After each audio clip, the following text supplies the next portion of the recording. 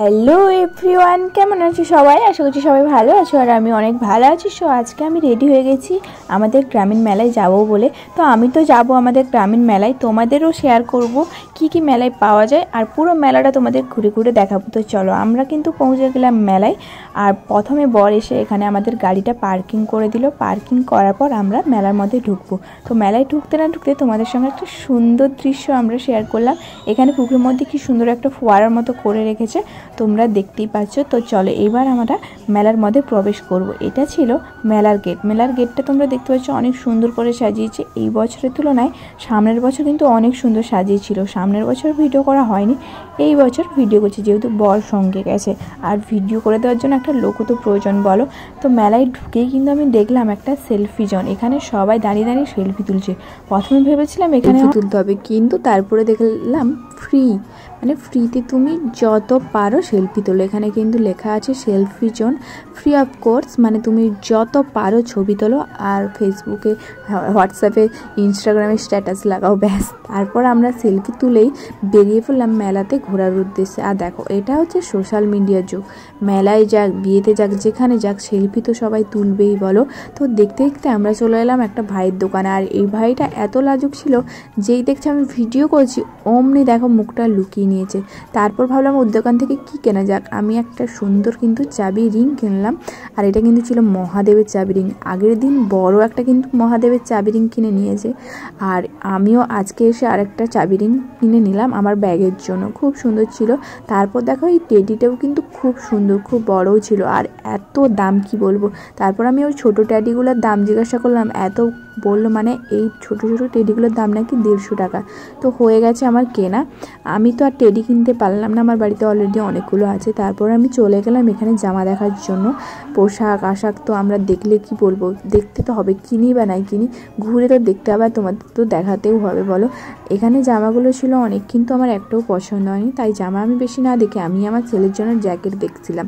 আমার ছেলের জন্য একটা খুব সুন্দর একটা জ্যাকেট দেখছিলাম, যদি পছন্দ হয় কিনবো। কিন্তু এই জ্যাকেটগুলো না, আমার ছেলের দুটো ছিল, এইগুলো অনেক ভালো আর মোটাও, কিন্তু এগুলো আমার ছেলের দুটো অলরেডি ছিল, তার জন্য আর কিনলাম না। অন্য একটা জ্যাকেট দেখছিলাম। আর যেই জ্যাকেটটা পছন্দ হলো ওগুলো কিন্তু অনেকটাই ছোটো ছোটো ছোটো, মানে 1 বছরের বাচ্চাকে খুব ভালো হবে। তারপর দেখো আমরা চলে এলাম এখানে কী কী খেলনা বসছে দেখার জন্য। এখানে বাচ্চাদের অনেক কিছু খেলনা বসেছে, তো দেখেই আমরা বেরিয়ে গেলাম মেলার ভেতরে। আর এই বছর খুব কম এসছে, আগের বছর আরও অনেক দোকান এসেছিলো, এই বছর অনেকটাই কম, কিন্তু তাও 2-3টা রোতে দোকান বসছে।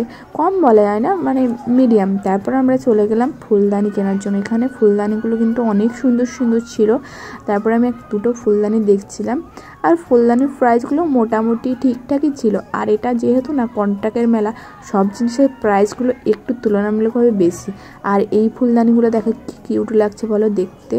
ফুলদানিটা খুব কিউট ছিল, কিন্তু দেখো নিচের যে টপটা ওটা ছিল পাথরের। আর ওটা আমার ছেলের হাতে যদি পায় আস্ত তো রাখবে না, বাড়ির নিচে পড়া মানেই যাবে। তার জন্য আমি ওই পাথরগুলো বাদ দিয়ে এই প্লাস্টিকের দুটো টপ কিনলাম। একটা ছিল সূর্যমুখী আর একটা ছিল আই থিঙ্ক ডালিয়া হবে। এই দুটো টপ কিন্তু আমার খুব পছন্দ হয়েছে। আর এই দুটো ড্রেসিং টেবিলে সাজিয়ে রাখার জন্য কিনেছিলাম। এই দুটো মানে পরলেও কিছু হবে না, ব্যাস, আমার ছেলেও কিছু ক্ষতি করতে পারবে না, তার জন্য আমি এই প্লাস্টিকেরগুলো নিলাম। আর ওটা যদি নিতাম পাথরের, ওটা হাতে পেলেই ঢাস, মানে একদম ভেঙে ভুঙে শেষ করে দিত অবস্থা। তো তারপর দেখো আমি দৌড়ে দৌড়ে যাচ্ছি এখানে একটা গেম খেলার জন্য। এই মেলাতে প্রত্যেক বছরই এই গেমগুলো বসে, আমি সামনের বছর এসেও খেলেছি। তো এখানে দেবে 10 টাকায় 6টা বল। আর দেখো কত গিফট, কত প্রাইজ আছে। এই যে নাম্বারগুলো লাগানো আছে, তোমরা যেই নাম্বারটা লাগাবে সেখানে তোমরা সেই রকম প্রাইজ পাবে, ঠিক আছে। আর এখানে দেখো এখানে নাম্বার দেওয়া আছে 6টি বলের যোগফল যেমন হবে, মানে সব কিছু নিয়মকানুন সব কিছু লেখা আছে। তো দেখা যাক আমি 6টা বল ফেলাই, কি পাই না পাই সেটা তোমরা দেখতে থাকো। আর এখানে এমন একটা কায়দা করা আছে, 2-3 ছাড়া আর কোনো নম্বরেই পড়বে না। দেখো আমি যতগুলো বল ফেললাম বেশিরভাগটাই দেখো 2-এ পড়েছে। তো আমি 4টে বল ফেলার পর কাউন্ট করছিলাম যে কত হলে আর কত চাই। আমার অলরেডি হয়ে গেছিলো 16, আই থিঙ্ক 16 হয়েছিলো। লাস্ট বল হবে 18, মানে লাস্ট বলটা 18 ফেলে কিছু একটা পাবো এরকম। দেখো লাস্ট বলটা 2 বল, এই দেখো পড়ে গেছে, কারণ 2টা ইজিলি পড়ে, ঠিক আছে। তো আমি 18 নম্বরে পেয়ে গেলাম একটা চিরুনি। যাই হোক 10 টাকা দিয়ে খেললাম, 10 টাকার একটা চিরুনি পেয়ে গেলাম, কোনো লস হলো না। তো আমি দোকানদারকে বলছিলাম আমি যদি এটা টাকা না দিয়ে তোমার চিরুনিটা ফেরত দিই তাহলে, তখন দোকানদার হাসছিল, বলে এটা কি একটা নিয়ম। আমি জাস্ট না বললাম, জাস্ট মজা করছিলাম। তারপর আবার চলে গেলাম সাইডের আর একটা লটারি খেলা দেখতে। আর মানে এগুলো না সত্যি একটা জুয়া টাইপের, একদমই বাজে নেশা। মানে আমি কোনোদিন খেলিনি, কিন্তু আমার ইন্টারেস্টিং লাগছিল, তার জন্য একটু খেলছিলাম। আমি বললাম দেখা যাক না কি হয়, আমার ভাগ্যে কী আছে। আর এই রিংগুলো এত বাজে, এত বাঁকা তেড়া ছিল, কোনোটাতে পড়লো না, সব কিন্তু লাফিয়ে লাফিয়ে এদিক ওদিক ওদিক ওদিক চলে গেল। সত্যি বলতে এটাতে আমি পুরো লস খেয়ে গেলাম। আর এটাতে এমন একটা নেশা লেগে গেল যে আমি করব এইরকম একটা জেদ চেপে গেল। তো বর আমার লাস্টের রিংটা ফেললো, ভেবেছিল একটা সাবান পেয়ে যাবে, কিন্তু পুরোটাতে তো হয়নি, তার জন্য বড় কিছু পায়নি। তারপর আমার মাথায় জিদ চেপে গেল যে একটাতে হয়নি, আমি আরেকবার খেলবো। তারপর আমি দোকানদারকে বললাম যে কাকু আমাকে আরেকবার দিন, আমি আরেকবার ট্রাই করব। তারপর আমি ট্রাই করলাম, সত্যি আমার পোড়া কপাল, আমার বেকার বেকার চলে গেল 20টা টাকা। এটা দিয়ে আমার ফুচকা খেলে অনেক কাজের হতো। আমি দেখো 3টে 4টে সবগুলো রিং ফেললাম, দেখো একটাতেও পড়লো না, এত বাজে, এত কপাল খারাপ ছিল কি বলবো। তারপর আমি কেঁদে কেঁদে বললাম যে যাই হোক, আমার তো কপাল খারাপ, চলো আমি আর এইসব গেম ভেম খেলবো না, অন্য কোথাও যাক, কিছু খাওয়া যাক, অনেক গেম খেলেছি, এখন আর একটু খাওয়া দাওয়া করব। সো এখানে দেখো পাঁচকুড়া স্পেশাল চপ এসছে। এখানে কিন্তু অনেক রকম চপের স্টল ছিল, মানে অনেক রকম চপের আইটেম ছিল, আর দোকানের ভিড়ও বেশ ছিল। দেখো এখানে মোচার চপ, কাশ্মীরি লঙ্কার চপ, চিংড়ির চপ, পনিরের চপ, তারপরে ছিল বাটা মাছের চপ, ডিমের চপ, আর অনেক কিছু, মানে অনেক রকম আইটেম ছিল, বেগুনি ছিল, বাটা মাছের, মানে সব কিছু অনেক রকমের আইটেম ছিল। সো বর আমার নিল মোচার চপ, আর আমি নিলাম ডিমের চপ। ডিমের চপটা অলরেডি খেয়েছি, তাও আমি পাঁচকুড়া স্পেশাল চপ খেতে তো দেখতেই হবে। তারপর আমি ট্রাই করে দেখলাম যে কেমন লাগে চপটা। আর গরম গরম চপ খেতে কার না ভালো লাগে বলো, আর সেটাও যদি হয় পাঁচকুড়া স্পেশাল নাম করা চপ, খেতে তো দেখতেই হবে না। তো তারপর আমি পয়সা দিয়ে আমি চলে গেলাম একটু চপটা ট্রাই করতে, দেখা যাক চপটা কেমন। সত্যি চপটা অনেক টেস্টি ছিল, সেটা আমার মুখের এক্সপ্রেশন দেখে তোমরা কিন্তু বুঝতেই পারছো। তারপর বর বললো দেখো একটু মোচার চপটাকে, ওটা কিন্তু অনেক ভালো ছিল। আর হ্যাঁ সত্যি মোচার চপটাও অনেক ভালো ছিল, আর মোচার চপটা অনেক গরম ছিল, আর ডিমের চপটা একটু ঠান্ডা হয়ে গেছিলো। তারপর আমরা বসে গেলাম ঘুগনি খেতে, টক ঝাল মিষ্টি ঘুগনি খাবো বলে। বর বলছিল আগের দিন এখানে ঘুগনি নাকি অনেক টেস্টি করেছিল, তার জন্য আমিও চলে গেলাম লোভের মারে খেতে। কিন্তু আজকের ঘুগনিটা একদমই ফালতু ছিল, মোটামুটি, মানে অতটাও টেস্ট ছিল না।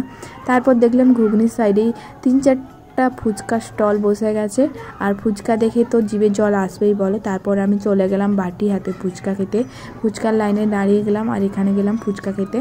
আর সত্যি বলতে আজকের কোনো খাবারটাই আমার মন মতো হয়নি, একটাও পছন্দ হয়, শুধু চপটা বাদে। তারপর ভাবলাম যে ফুচকাটা হয়তো ভালো হবে, তারপর একটা খেয়ে দেখলাম না, ফুচকাটা একদমই ভালো হয়নি, ঝালও হয়নি। তারপর দোকানদার দাদাকে বললাম যে আমাকে একটু লঙ্কা দাও, লঙ্কা দিয়ে দাও দেখি ঝালটা। তারপর দেখলাম কেমন লাগে খেতে, সত্যি বলতে একদমই বাজে ছিল ফুচকাটা, তার থেকে আমাদের বাজারে যে ফুচকা খায় অনেক ভালো লাগছিলো। নতুন দোকান থেকে গেলাম খেতে, একদমই বাজে।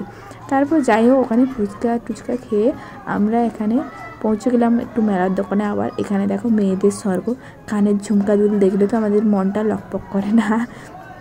এখানে একটা ঝুমকা আমার খুব পছন্দ হয়েছিল, আমি বরকে বলছিলাম বলো না নেবো কি না। বরকে এরকম পুটি আমি অনেক কিন্তু জিনিস কিনে ফেলি। বর বলছিল ঠিক আছে নাও তোমার পছন্দ হলে। আমার বর সত্যি বলতে আমাকে কোনো জিনিসে আটকায় না, মানে আমার যেটা পছন্দ হয় আমাকে ওটা কিনে দেয়। আর আমি কিন্তু পরেও ট্রাই করে দেখলাম কেমন লাগছে। তোমরা একটু কমেন্ট করে বলো তো ঝুমকাটা পরে আমাকে কেমন লাগছে। আমার তো বেশ ভালো লাগছিলো, এটা টপের থেকে শাড়িতে বেশ ভালো লাগবে। আর ঝুমকাটা এত বড় ছিল, 2-3টা পেপার ট্রাই করার পর ঢুকেনি। তারপর ফাইনালি একটা বড় কেরিতে ভরে আমাকে দোকানদার দাদা দিল, ঝুমকাটা আমি নিলাম। আর এটাতে আমার একটা ব্ল্যাক শাড়ি আছে, ব্ল্যাক শাড়ির সঙ্গে ঝুমকাটা জাস্ট ওয়াও লাগবে। তারপর আমি চলে গেলাম আমার ছেলের জন্য কিছু খেলনা কিনতে। আর ছেলের জন্য যাই কিনো না কেন, যখনই আনবে তখনই ভেঙে উড়িয়ে দেবে, তার জন্য ওর জন্য আমি কিছু বড় কিছু খেলনা কিনি না কোথাও গেলে। আর এই যে ছোটো ছোটো দুটো, একটা বাঁশি আর একটা এই যে ডুকটুকি কী বলে, ওগুলো কিনে আমি বেরিয়ে গেলাম অন্য দোকানে। আর এখানে বললাম বরকে একটা ডাল হাঁটার কাঁটা নেবো। আর বর যেইভাবে দেখছিল, আমি তো ভেবেছিলাম বরই রান্না করবে। দেখো এই দেখো দেখেছো, এইভাবে বলছে আমাকে এইভাবে ডালটা ঘাঁটতে হয়। তো এইটা আমার যেটা হাতে ছিল ওটাই আমি কিন্তু নিয়েছি। তারপর চলে গেলাম হাওয়াই খেতে। আর মেলাতে গিয়ে হাওয়াই খাবো না তা কী করে হয়, দেখো এখানে কিন্তু 10 টাকার হাওয়াই নিচ্ছে 20 টাকা। বলেছিলাম না কন্ট্রাক্টের মেলাতে গেলে যা হয় অবস্থা, কন্ট্রাক্ট বলে মানে 10 টাকার জিনিস 20 টাকা, 20 টাকার জিনিস 30 টাকা, যা দাম কি বলবো। তাই কী আর করবো বলো, মেলাতে গেছি মানে খেতে তো হবে। আর হাওয়াইটা কিনেছিলাম মেনলি আমি সেলফি তোলার জন্য। তারপর দেখো মেলাতে দেখা হয়ে গেল মিকি মাউসের সঙ্গে, আর মিকি মাউসের সঙ্গে কয়েকটা ছবি তুললাম। দেখো আমাকে কীভাবে হাই হ্যালো করবে, দেখো দেখো, এই দেখো হাই করে দিল আমাকে। তোমরা সবাই মিকি মাউসকে হাই করে দাও। তারপর দেখো আমাকে মিকি মাউস পাপ্পি দিয়ে দিল আর আমি লজ্জা পেয়ে গেলাম। তারপরে চলে এলাম আমরা একটু অনুষ্ঠান দেখতে। তো আজকের যে অনুষ্ঠান ছিল, আজকে ছিল স্টার জলসা খ্যাত গীতা এলএলবি সিরিয়ালের মেহেক মানে গীতা ননদ আসার কথা, কিন্তু ওই ছিল রাত 1টার সময়। অতক্ষণ আমরা থাকিনি, আমরা ছিলাম হাইলি 11টা পর্যন্ত। তারপর ওখানে দাঁড়িয়ে দাঁড়িয়ে প্রোগ্রাম দেখার পর আমরা চলে গেলাম এই শীতে আইসক্রিম খেতে। ভাবো এই শীতেও আইসক্রিম, মেলা গেছি মানে সব কিছু খেতে হবে ভাই। তারপরে ঝালমুড়ি খেয়ে আমার এমন অবস্থা হলে কি, আমি ভাবিনি ঝালমুড়ি খেয়ে আমার এইরকম অবস্থা। মানে একটা আস্ত লঙ্কা আমি চিবিয়ে ফেলেছি, আর কানের সাইড দিয়ে যেন আমার ধোঁয়া বেরোচ্ছিলো, মাথাও পুরো ঘোরাচ্ছিলো, এমন অবস্থা। তারপর বর বললো তুমি একটা আইসক্রিম খাও, দেখবে ঝালটা কমে যাবে। তো বরের কথা শুনে আইসক্রিম খেতে আমার সত্যি ঝালটা কমে গেছিলো। তারপরে বললাম আমি আর থাকতে পারবো না, আমার মাথা ঘোরাচ্ছে, চলো বাড়ি যাই। সো আজকের ভিডিওটা তোমাদের এই পর্যন্ত দেখালাম, কেমন লাগলো তোমরা কিন্তু অবশ্যই কমেন্ট করে জানিও। আজকের মতো টাটা, দেখা হচ্ছে নেক্সট ভিডিওতে।